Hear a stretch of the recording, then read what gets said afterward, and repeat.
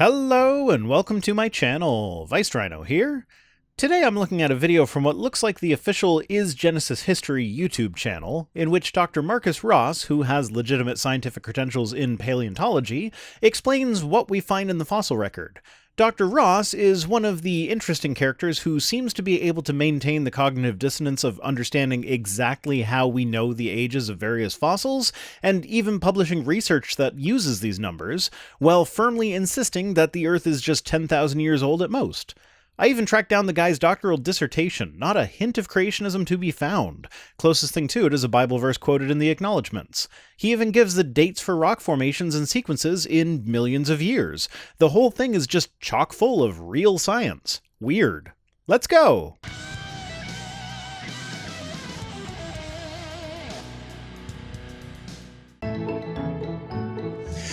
Steve and I saw these nautiloid fossils in the Grand Canyon. How do they fit in that overall fossil record? Well, for starters, you'd have to be more specific than that. Nautiloid is a term that could refer to any of a number of creatures that span a period of time that is almost 500 million years long. Well, one of the things I like about natural history museums is they often have dioramas like this, which lay out a whole series of different ecosystems and communities. And therein lies the rub. You see, it's not just that different organisms are found in different layers, and so we know that it happened over vast periods of time. It's that the entire ecosystems are found in different layers, all with dozens to hundreds of unique organisms all their own, right on top of each other in the fossil record. It's kind of tricky for an entire ecosystem to move in directly on top of the previous ecosystem and then get wiped out, all in the same flood event that wiped out the first ecosystem. And so what we're seeing with these is the community structure, the community makeup. What are the animals, what are the plants that are found in some of those layers? And in the Grand Canyon, as well as everywhere else, those layers are stacked on one another in order to form the fossil record of the geological column. Yes, surprisingly accurate description for a creationist. This is why Dr. Ross here is a slippery creationist. He can slide back and forth between scientific explanations and non-scientific creationist conclusions almost seamlessly. It really is quite something. Okay. And what the fossil record is really those stacks of layers with the communities in them. And we use the fossils like the Post-it notes to figure out where exactly we might happen to be in those layered communities. See? He's even giving an accurate description of index fossils and how they are used. Now, I'm sorry, I don't mean to break in so frequently here. I'm not used to being able to go this long without there being some serious scientific disagreement with a creationist video. So the trick is, the real data are these stacks of rocks that have fossils in them. The interpretation is then how those stacks of rocks came to exist, and why is it that some communities of animals in these rocks look the same or different from ones that are below. And here we go. We are starting to exit the science now. One of the main keywords to listen for when looking out for the switch to pseudoscience is interpretation. It's not that acknowledging that there is interpretation going on is itself pseudoscientific, it's that creationists like to try and make it look like the only difference between mainstream science and creationism is just the interpretation. The data could point to either one just as well. Well, that's just not true. It can only point to creationism if you practice extreme cherry picking. These dioramas show us what each of those individual communities would have looked like. And from a creation perspective, what I like about this is it gets us the idea of what if we were transitioning from deeper water communities to progressively more and more shallow communities as we go through, because... Yeah, no. There were plenty of shallow marine environments in the Cambrian, and there's not some neat transition from deep to shallow to land. I mean, there is a transition to land, but not in the deep oceans were flooding so the land creatures were the last to be killed kind of way. More in a life started in the oceans, and when it finally did make it to land, it happened slowly with a gradual increase in biodiversity, just like what happened with the marine life when it first started. And let's not forget that for each of these systems of layers, we have examples of several different kinds of environments. So there are deep marine ecosystems in the Cambrian, but there are also shallow marine ecosystems in the Cambrian. And while life had not yet diversified to a point where we have complex land-based ecosystems, we do have geologic evidence of dry land existing in Cambrian rock, with the different depositional environments that exist. One of the big pictures that we have in the fossil record is that the lower units are dominated by marine organisms, by shells, clams, trilobites, things like that. Yes, because life originated in the water, water-based organisms are the first life to be found in the fossil record. This is entirely unsurprising. What is surprising, though, is that you never find Cambrian organisms in anything other than Cambrian rock layers. Or at least that should be surprising for creationists, because creationism would suggest that they should be found all over the place. Interestingly, you won't find anglerfish in the Cambrian layers either. One of the deepest living organisms that there is, it won't be found in the deepest layers. They don't start to show up until around 100 million years ago in the Cretaceous layers. It's interesting to me that modern deep sea creatures that are known to have a long evolutionary history are not represented in the deepest layers, if the deepest layers were truly the deepest dwelling organisms rather than just the oldest. The higher that you get up, the more terrestrial organisms start showing up. Yes, because terrestrial organisms evolved later than marine organisms. But you don't find bunnies or birds when you start finding terrestrial organisms. You find critters like Tiktaalik and Acanthostega, which look not quite fully suited to life on land. It's as if, all the stuff in the ocean is being destroyed, and then eventually the stuff on land starts getting destroyed too. Well, no, because we still have evidence of thriving marine ecosystems during the same period that you start to see land animals showing up. There were vast shallow oceans in the Devonian that had rich reef-based ecosystems. We also have the supercontinent Gondwana during this period, which is something I've never heard a creationist addressed. Usually, it's claimed that all the continents were together as Pangaea before the flood, and during the flood they separated to form the continents as we see them today. This has all sorts of issues with breaking the laws of physics, but ignoring that, Pangaea was not the first continent. We have good geologic evidence for the existence of other continental arrangements before Pangaea. Are we supposed to believe that the continents bounced back and forth between being supercontinents and being separated continents several times during the 1 year of the flood? We've got the supercontinents of Kennerland, Columbia, Rodinia, Pannotia, and Pangaea, all forming, separating, and reforming within a year? And somehow, with this massive geologic upheaval, all of the ecosystems managed to be buried nice and tidily organized by the depth at which they existed? I think not. And then sooner or later you get to the end of the flood and other things are going on after the flood, but big picture-wise we have this overall shift from lots and lots of marine organisms to transition to some terrestrial to mostly terrestrial, and then the flood is probably done. Why would that even be the progression during the flood? Sure, it kinda makes sense if you don't think about it too much, but wouldn't marine organisms actually be some of the last ones to be buried in a catastrophic flood? Being already in water, they would have a certain amount of protection from the rain. Sure, some of them might get caught up in mudslides and whatnot, but that would be the exception rather than the norm.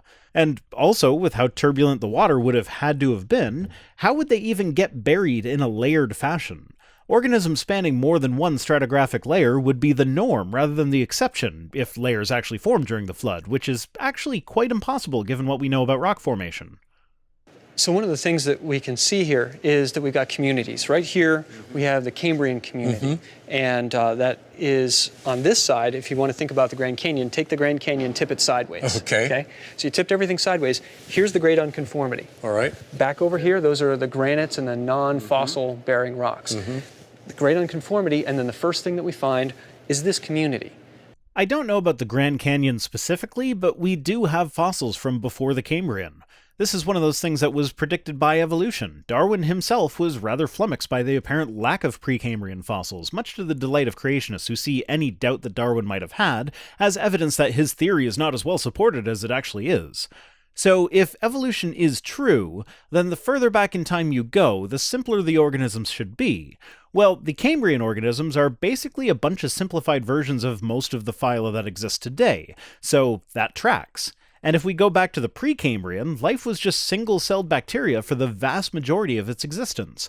For almost 3 billion years, there was no multicellular life. Then, just 600 million years ago, the first multicellular organisms started to appear, and they were very simple. The precursors to sponges, jellyfish, coral, and the like. All of this before the Cambrian, before the flood, according to you. Why is it that there is no evidence of the dinosaurs and mammals and fish and marine mammals and whatnot that are supposed to have existed then, but there is a plethora of evidence of very simple primitive life forms? This isn't during their time in the Garden of Eden, so there was no death. This is between Eden and the flood, 2,000 some years. According to young Earth creationism, that's about a third of the Earth's history. Not a single fossil of anything more complicated than a sponge for a third of the Earth's history. While things were living and dying, while there were surely local floods and landslides and mudslides and everything else that causes fossils. Where are those fossils? It has been pulled up and deposited and thrust over the continent and deposited in what's now Arizona. Did you hear yourself just now? It got pulled up and deposited on the continent? So somehow this one ecosystem got pulled up and shoved onto a huge chunk of land, all without burying a single land animal that lived on this huge chunk of land. I know the whole creationist explanation for why the fossils are sorted the way they are has something to do with those animals' abilities to escape the flood, but really we see local floods that kill humans every year. Humans are the most intelligent animal on the planet. That's supposed to be why we don't see human fossils until the very, very top. And yet, we sometimes can't escape little tiny regional floods. But somehow, every land animal that lived in the 300,000 square kilometers of Arizona managed to escape before the Cambrian organisms got smushed there. And Arizona has a very rich fossil history, with fossils representing all of the major geologic periods, and all kinds of terrestrial and marine organisms, from massive dinosaurs to tiny fish, and including evidence of organisms going about their normal lives, like dinosaur footprints. Tell me, how does a dinosaur make a footprint that can survive to become a fossil on top of an already flooded out Cambrian ecosystem that the land animals had to evacuate to avoid? And inside that are things like these predatory critters called Anomalocaris. You've got trilobites. There are sponge-like creatures down over here. There's little echinoderms. There's a functional community there. Yes, a functional community that got all swept up together without getting any of their members mixed up with all of the other functional community ecosystems that we have fossil evidence for in the same place. As we move closer to the shore, think of that as a bit of a deep water environment. Moving a little bit closer to the shore, we start getting into a shallow carbonate reef. Yes, we get to the shallow marine Ordovician ecosystems, which somehow look completely different from the shallow marine ecosystems from any other time period, despite actually existing simultaneously according to creationists. Okay, and that carbonate reef has got some corals in it.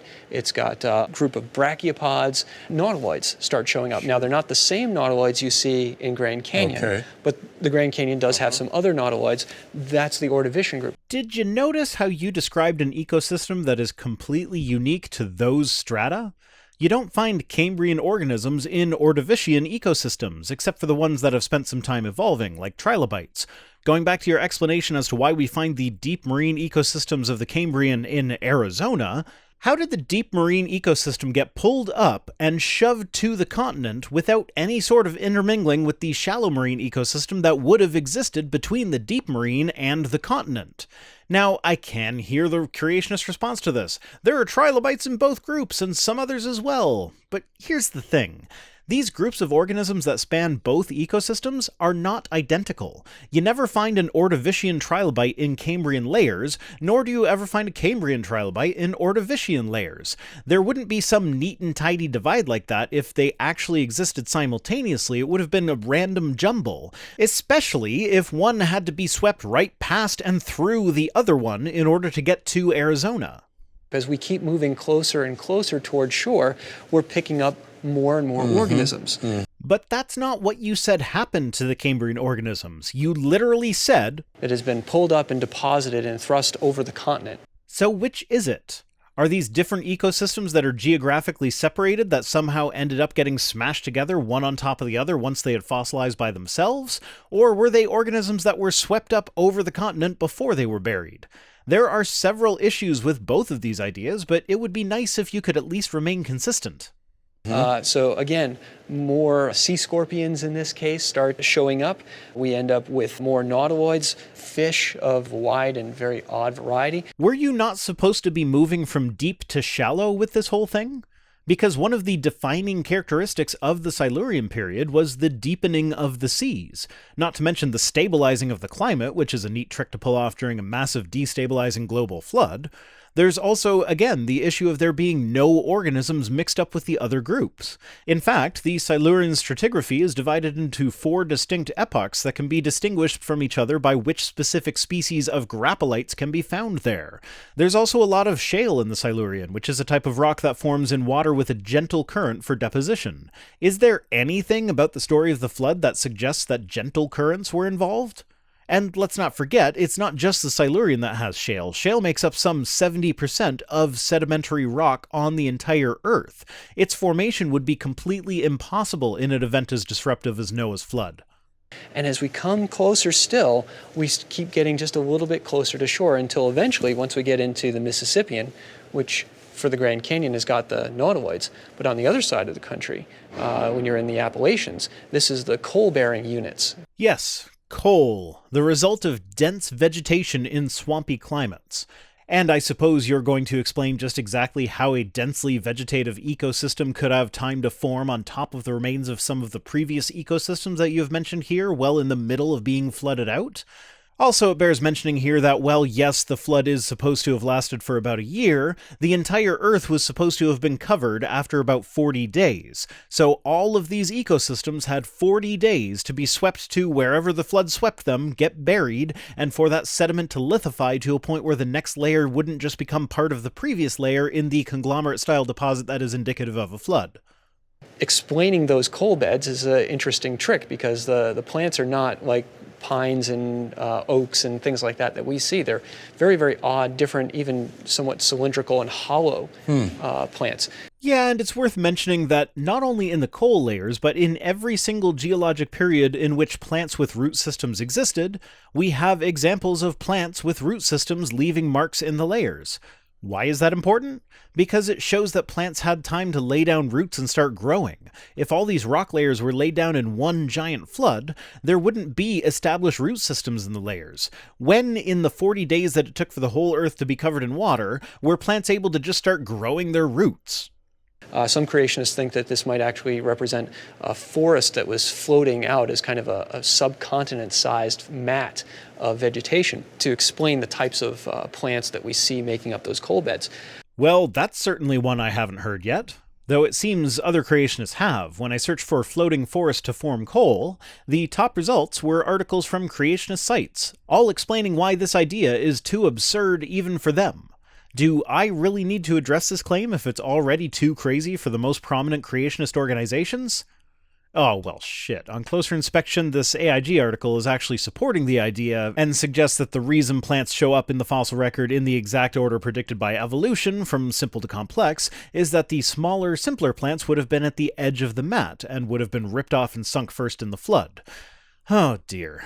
Well, let's just quote Creation Ministries International at them. Creation scientists should not dogmatically hold to a hypothesis that cannot adequately explain even the smallest subset of coal deposits, let alone the later and thicker coal beds. So by the time we get to something like the Mississippian, we're right near the shore or on the shore and getting terrestrial environments. We're starting to get terrestrial organisms. By the time we're in the Mississippian. Well, the Mississippian is certainly where land vertebrates became more common, but they had been around in the late Devonian, and land invertebrates had been around since possibly the late Cambrian. Land plants have been around longer still, though it was pretty much exclusively moss-type plants for a good long while. We're starting to see amphibians. As predicted by evolution. It stands to reason that if life started in the oceans, then the first animal life to move onto land would have been of a variety that could still live in the water. Same goes for the early terrestrial invertebrates of the late Cambrian. They probably only left the water to mate or evade predators. But in a global flood, would you not expect the creatures that are more comfortable in the water to be some of the last ones to be killed? Wouldn't the chimps who can't swim die before the amphibians and fish? But curiously, the first evidence that we have of the amphibians isn't the bodies, it's the trackways. Yes, that is curious, isn't it? Because these trackways are newer than all the rock below them, and you have basically admitted as much in your video. But in order for the footprints to fossilize, they have to be buried in sediment without being destroyed, and then both the material that the footprint is in and the sediment that buried it have to lithify. Lithification can happen fairly quickly, but here I'm talking about geologically quickly. There is no way it would have been able to happen in less than a year. Also, there's the fact that if the land is still exposed at this point in the creationist timeline, rain is now falling at such a heavy rate that it would immediately wash away any footprints that are left in any sort of soft material. If we just use the height of Mount Ararat and assume that Everest was formed during the flood, in order for sea levels to rise to cover Mount Ararat would require about 100 trillion cubic kilometers of water. 1 cubic kilometer of water weighs about 1 billion metric tons, and there would have been about 2.5 trillion cubic kilometers of water falling on the Earth every day. With the Earth having a surface area of about 510 million square kilometers, that works out to just under 5 billion tons of water per square kilometer every day. 204 million tons per hour, 3.4 million tons per minute. There are 1 million square meters in a square kilometer, so that's 3.4 tons of water dumped on every square meter of the Earth every minute for 40 days straight. Even if we assume that 75% of the water for the flood came from the fountains of the deep, that's still 850 kilograms of water dropped on every square meter of the Earth for 40 days straight. For my American friends, that's about 1,800 pounds per square yard. Now, I propose a science experiment for you. Go to the beach and make some footprints in the sand. Then, drop just 850 kilograms of water on those footprints and tell me if they're still there when you're done. If they are, do this again, 850 kilograms of water every minute for 40 days.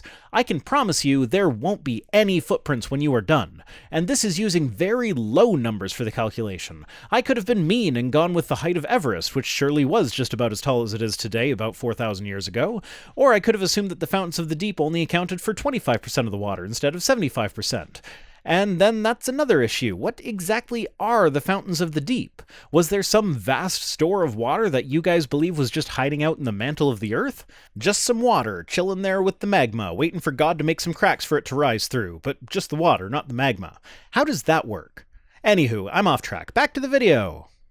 And then we start seeing the amphibians themselves, so it looks like they were running away from something. Are you serious? You're suggesting that the reason we find the tracks first is because they were running away from rising water levels?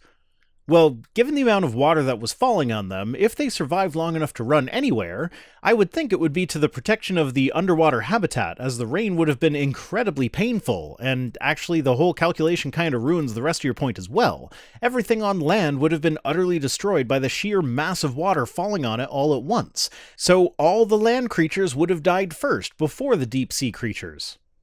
But they get caught and they get buried, and we transition over and we get into the Pennsylvanian, and in this we start seeing the very first reptiles. Again, thinking kind of from the bottom up, what's finally getting buried. Right.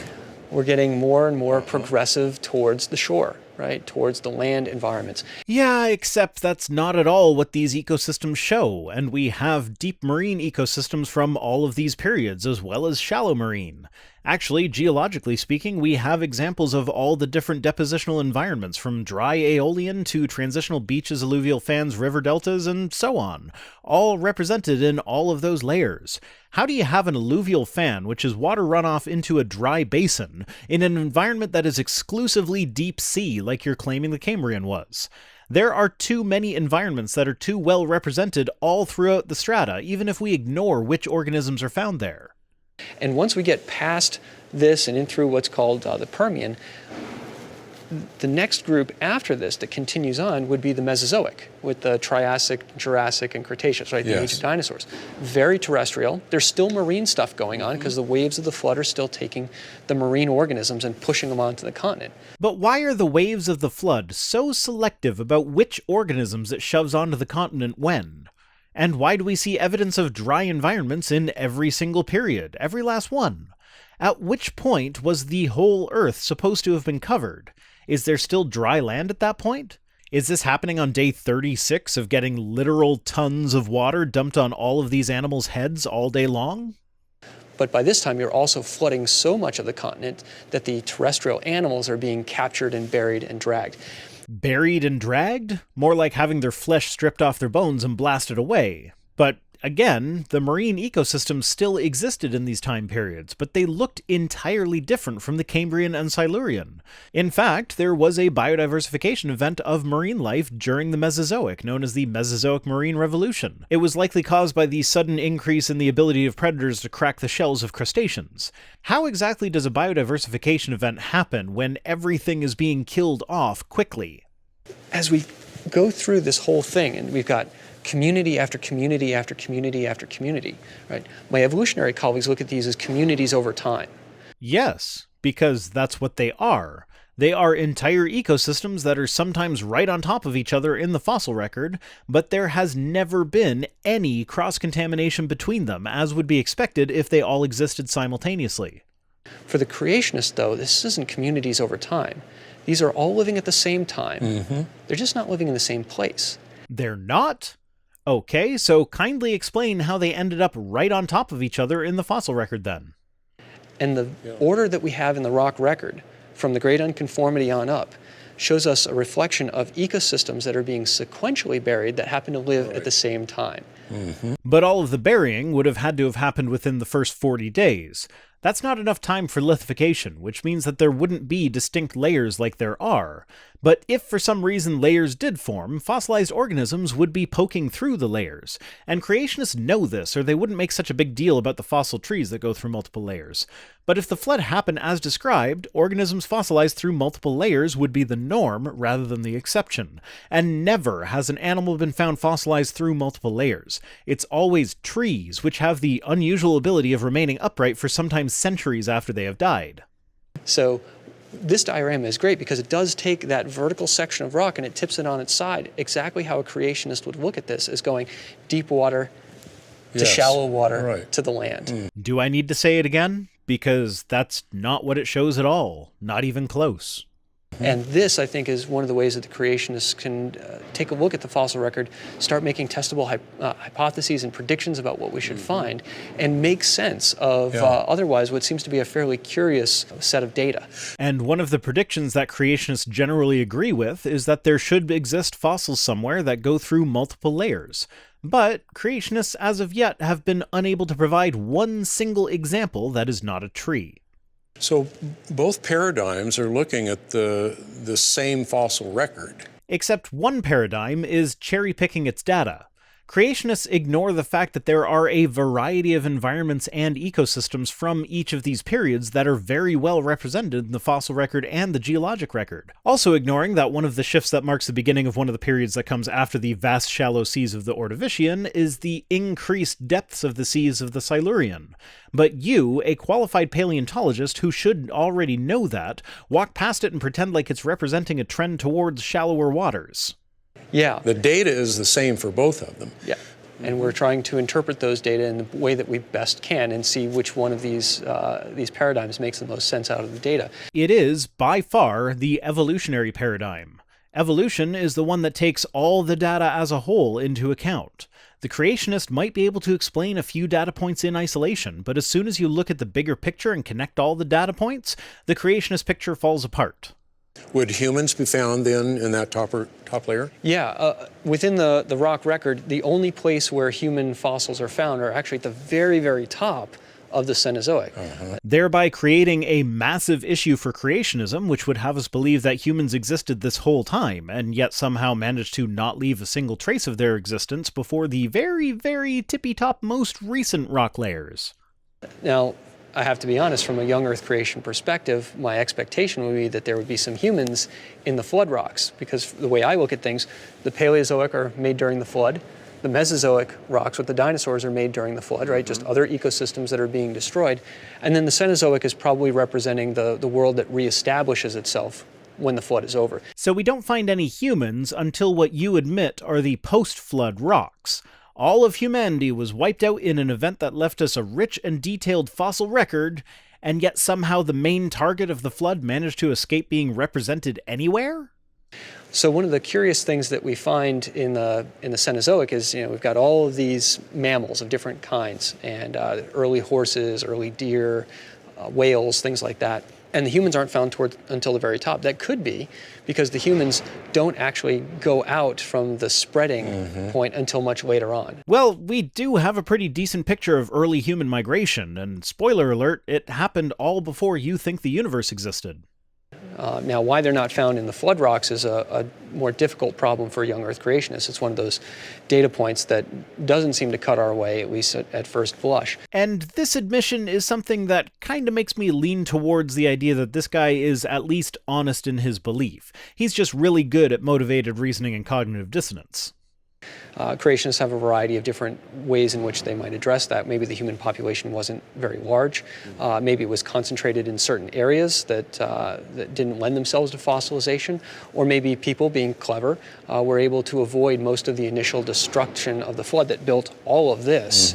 Yeah, I'd stay away from clever as the explanation. It's hard to be clever about avoiding a flood when you're being shot by a fire hose from above every hour of every day.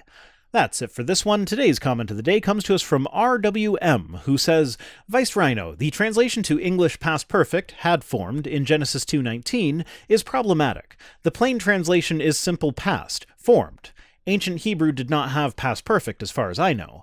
That does not necessarily mean that they did not have the concept. Earlier English translations translated the Hebrew verb as formed. It seems the change came after enough people noticed the contradiction with Genesis 1 and became bold enough to speak up about it. So had formed looks like a pious lie. I'm not an expert in biblical Hebrew. Interesting.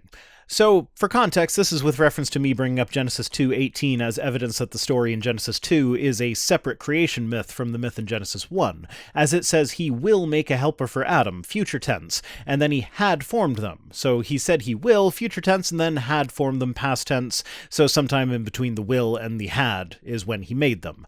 Now, I am also not an expert in biblical Hebrew, but I will be speaking to one soon as part of a slightly different project that I'm working on now. I'll be sure to ask him about it, so keep an eye out for that as well.